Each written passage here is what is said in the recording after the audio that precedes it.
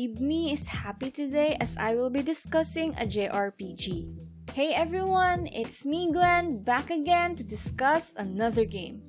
This time, I will talk about a game that was initially released in Japan in 2018 and is developed by Cygames.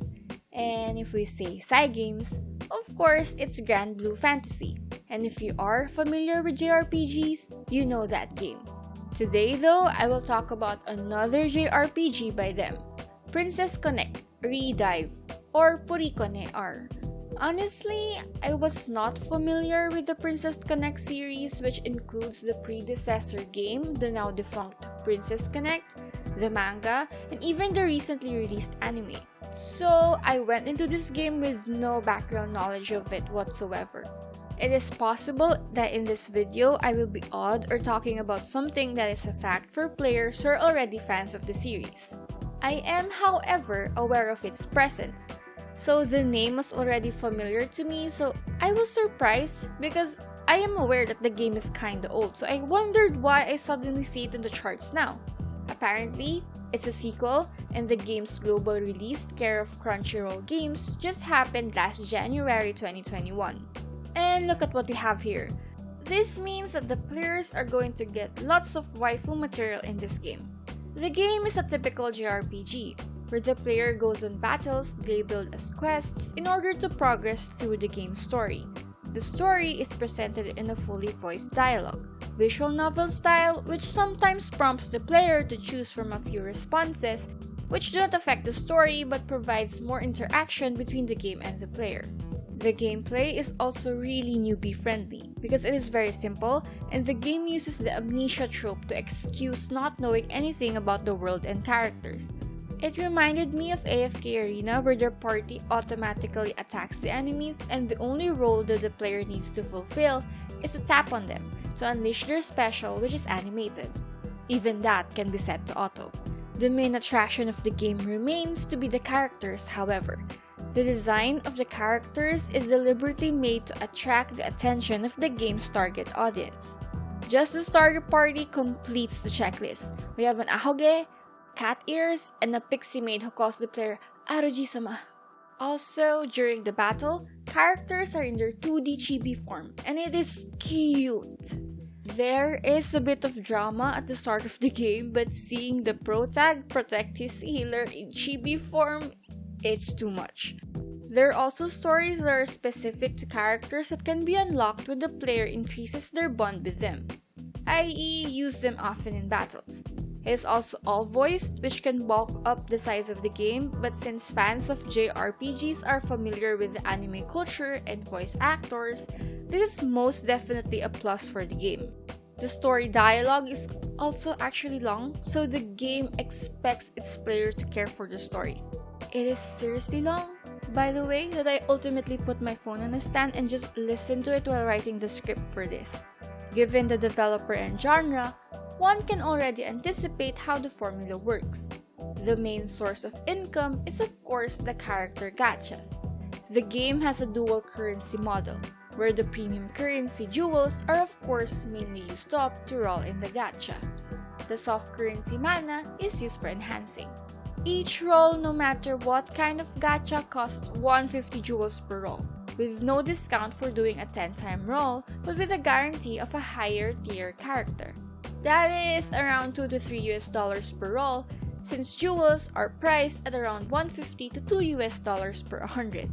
There is also a premium option for each gacha that allows the player a one-time roll daily at the quote-unquote discounted price of 50 jewels that are bought with real money.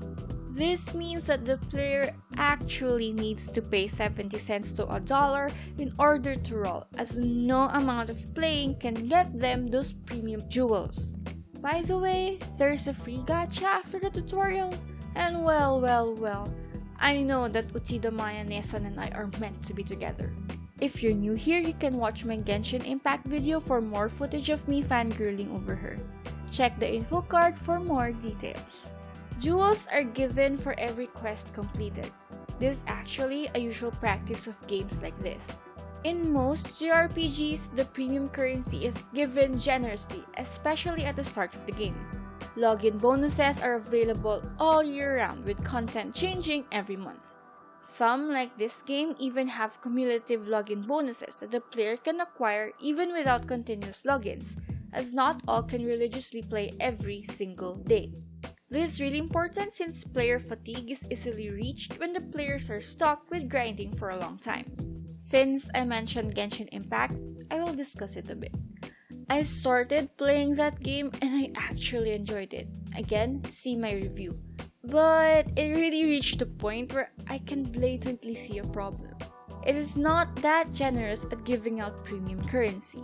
Eventually, I got tired of the game, especially around the time that other games were released like The Last of Us Part 2, and I really didn't have the motivation to continue playing Genshin Impact.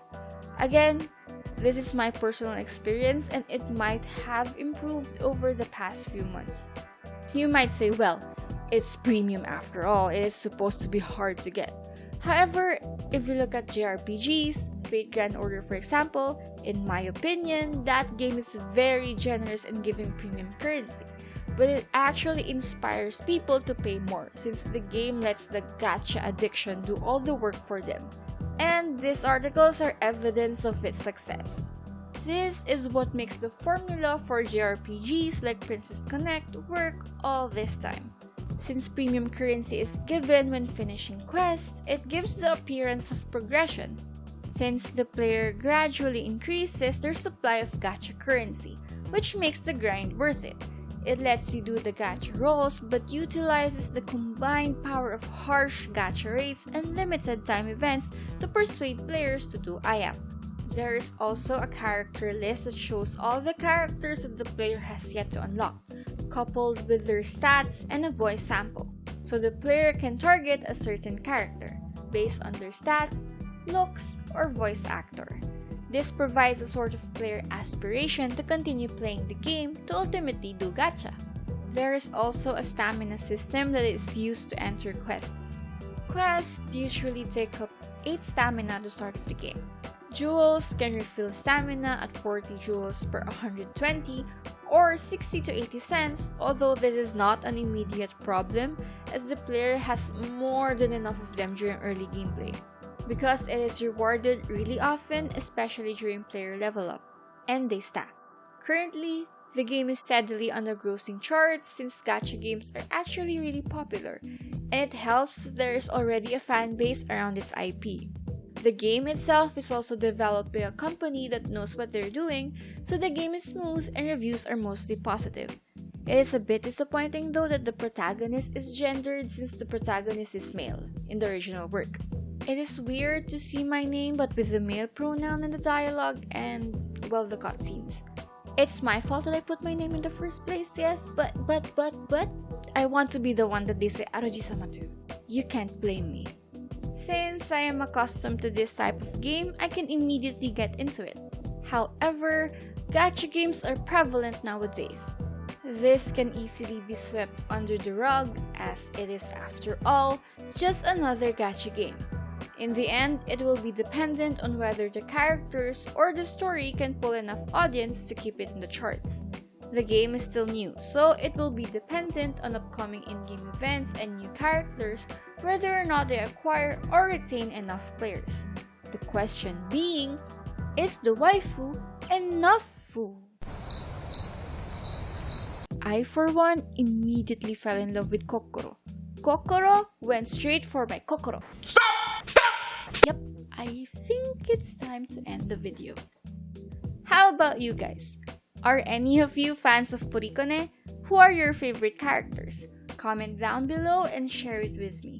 This has been Gwen. Stay safe always and bye!